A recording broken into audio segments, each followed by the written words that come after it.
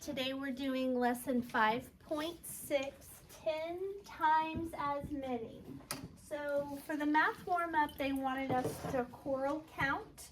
That means count out loud by 12, 10 times, by 15, 10 times, and 24, 10 times.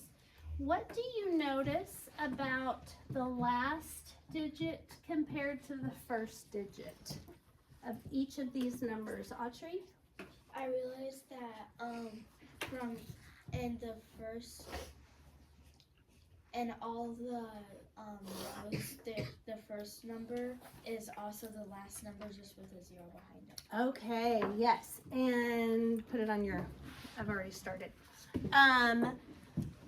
That is correct. What does that mean when we add a 0? Jackson? It turns into a different number. But,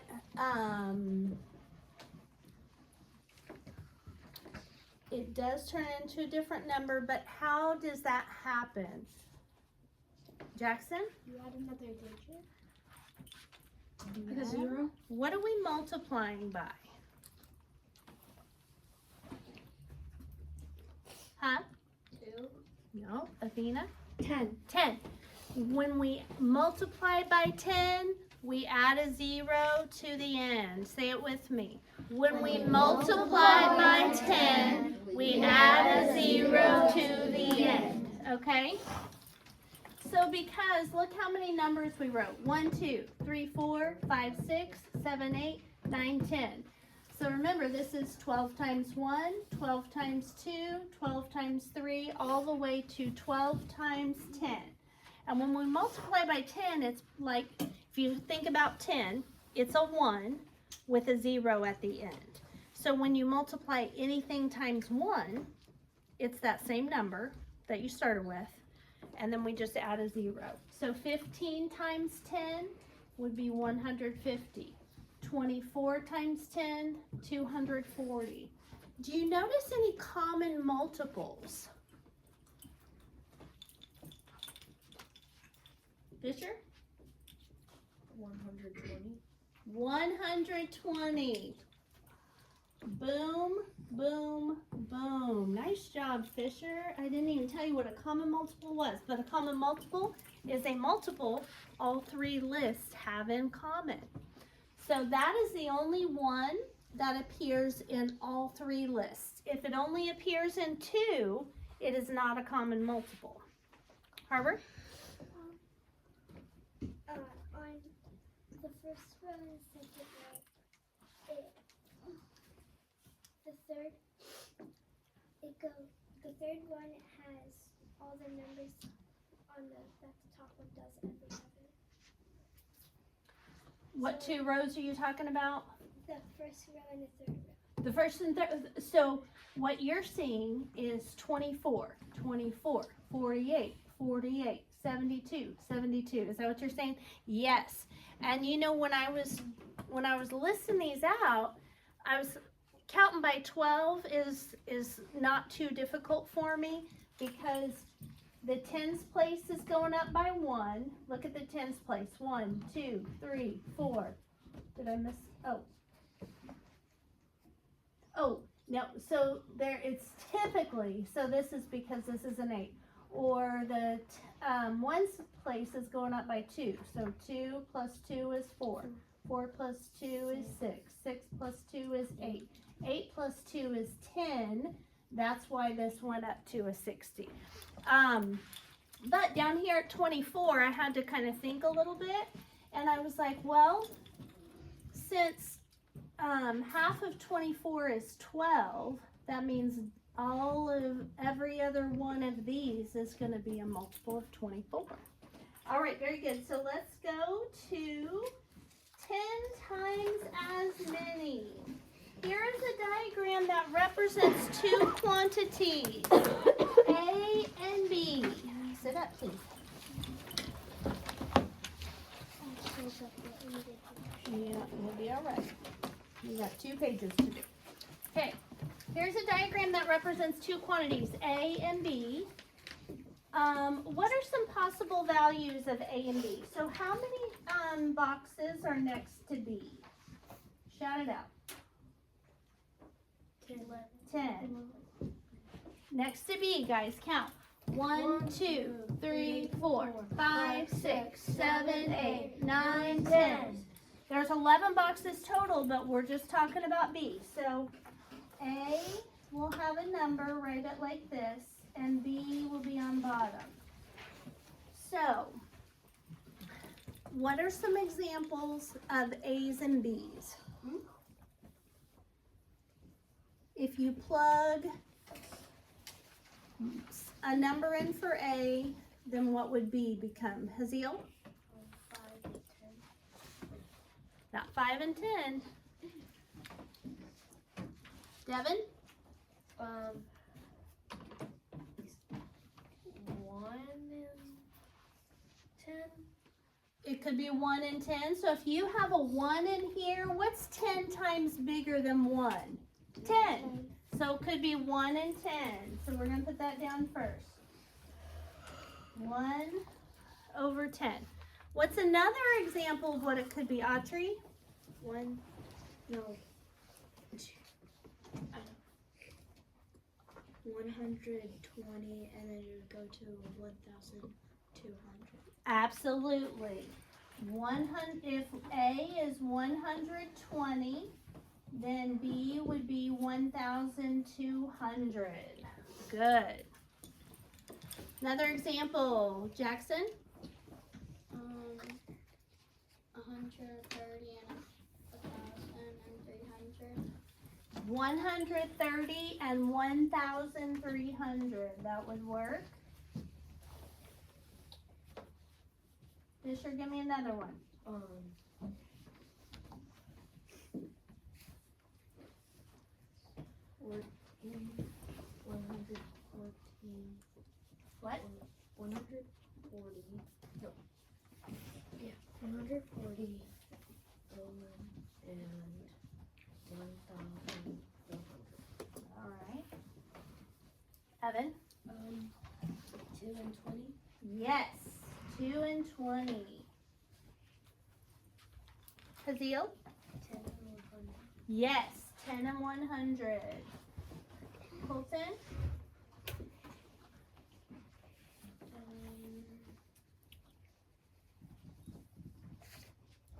180 and 1,800. Mm-hmm.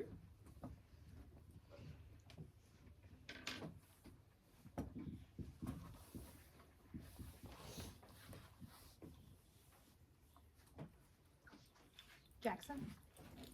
150 and 1,500. Mm-hmm. That would work. Macy? 160 and 1,600. Mm-hmm. All right.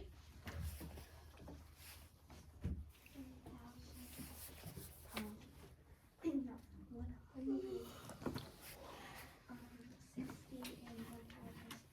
That's what she just said. I'll come back to you. I want you to get a different one. It doesn't have to be 120, 130, 180, 150, 160. Any number. Any number. Harbor?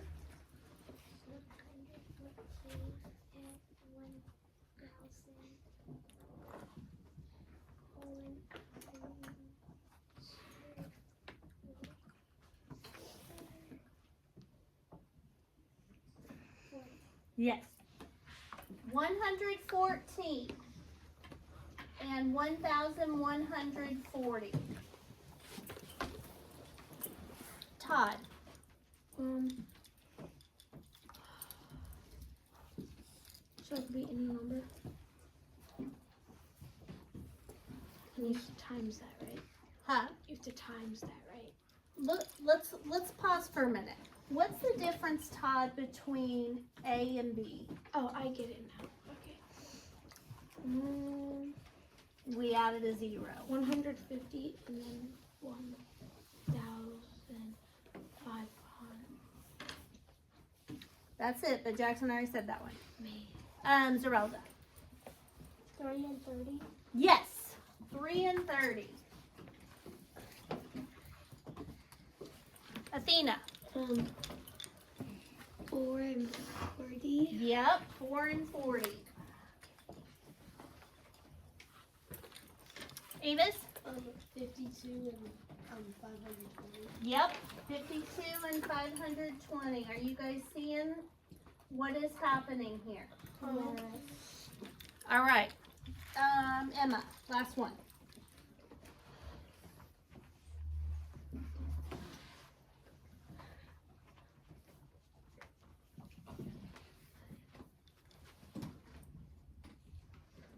What goes on top? And what goes on bottom? You're right. Because look, Emma, the only difference between 1 and 10 is this one's got an extra 0. So if we do 5, like you said, 5 and 50. You see, we're just adding a 0 behind the bottom. That's all we're doing, okay? All we're doing is adding a 0. 1 and 1 with a 0. 120, 120 with a 0. 130, 130 with a 0. 2, 2 with a 0. See how that works? All the way across. All right. It says select the equations that could be represented by the diagram. In order to represent this diagram, what number has to be in the equation? 10. Yes, there has to be a 10. Todd, set it please. There has to be a 10 in the equation because how many boxes are here? 10. 10. So would A work? Yes. Is there a 10 in it? Yes. Yep. Would B work?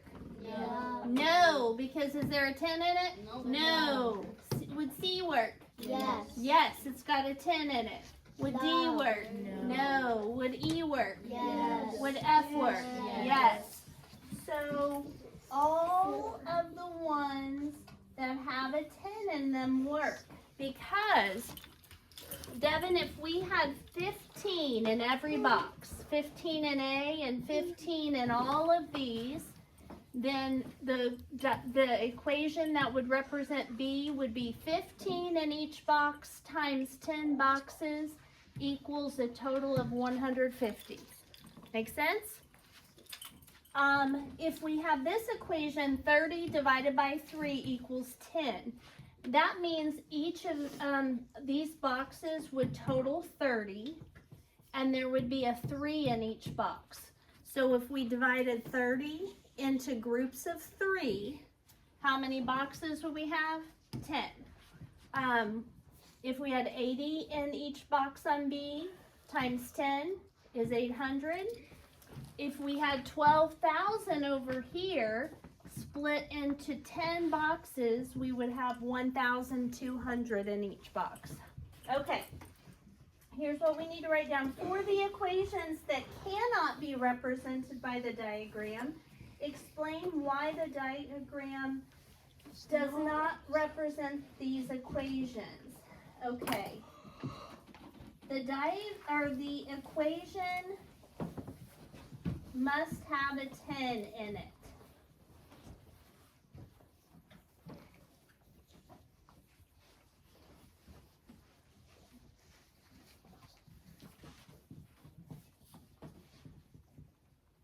Because there are 10 boxes.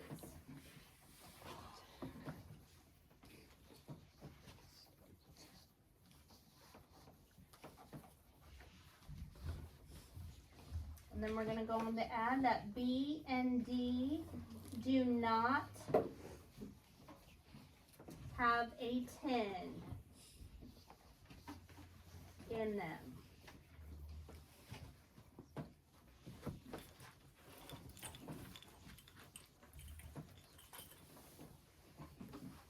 How could you change B and D so that they would work? How could you change B so it would work? Hazel?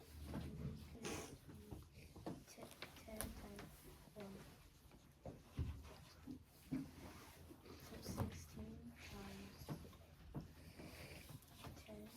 10. make the 100 into a 10, right?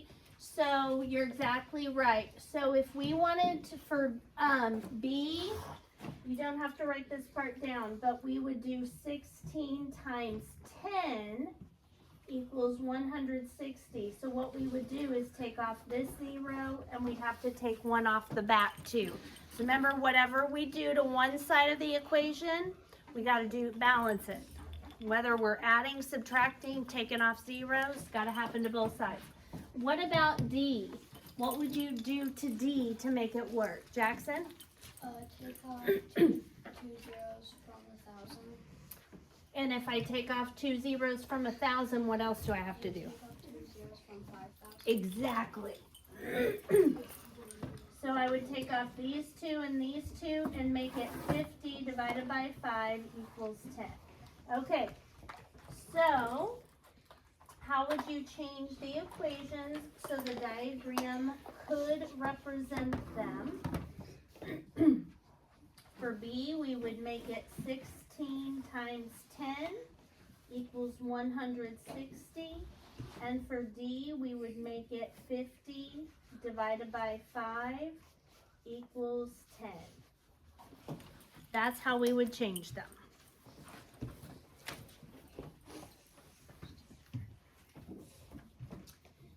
And the last thing, it wants us to compare partners, but since we didn't do them with partners, what I want you to write down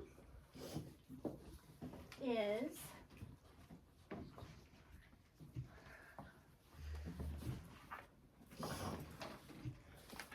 let me get it from over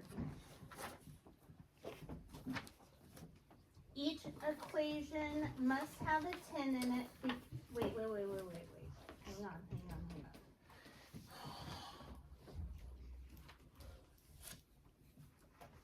I think we already said that. Hang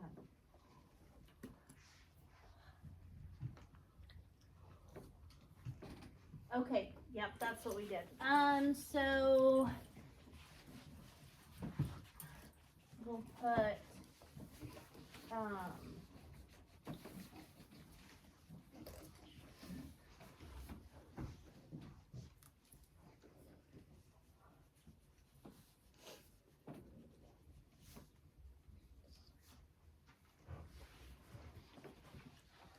when multiplying by 10, you add a 0 to the end. Miss Peterson, I thought adding was without the cross. This is multiplying. When multiplying by 10, you add a 0 to the end. But why did you cross the 0 out?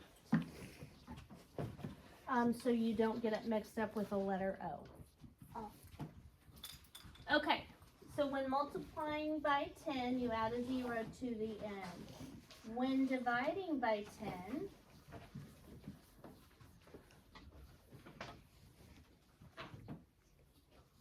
you remove a 0 from the end.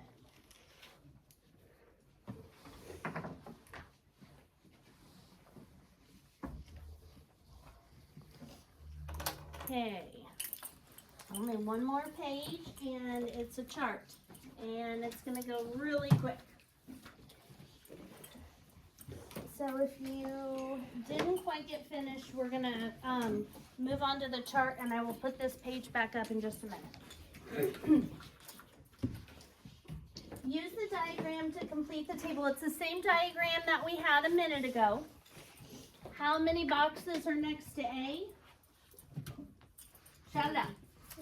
1. How many are next to B? 10. So if the value of A is 14, what's the value of B? Jackson? 1,400. No. All right. 140. We're multiplying by 10, so we just add 1 0 to the end. Does that make sense? Yeah. Okay. Now they gave us B, and we got to figure out A. Evan? 100. Yes.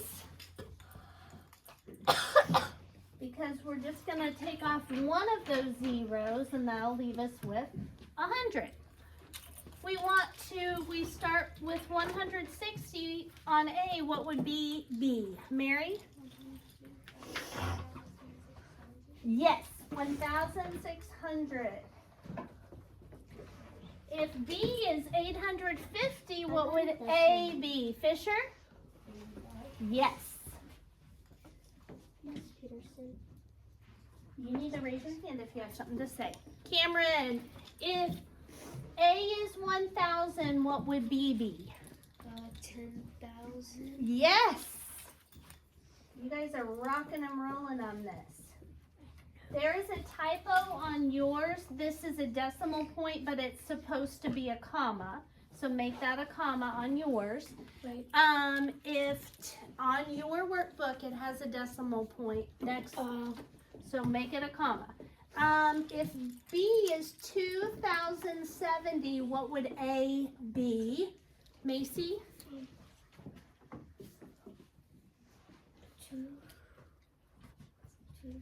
No. Haziel? 207. 207. We just take that 0 up. If B is 3,900, what would A be? Todd?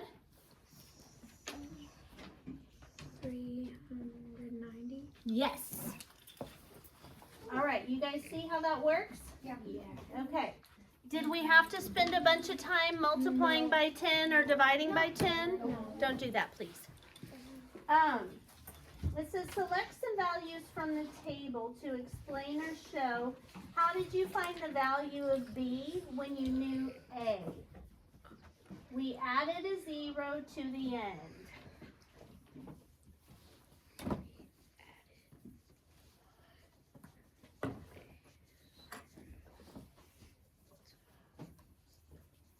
How did you find the value of A when you knew B?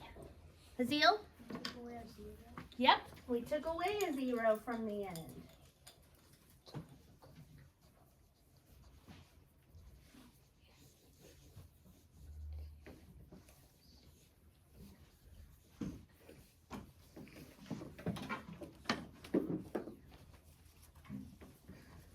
And that is that.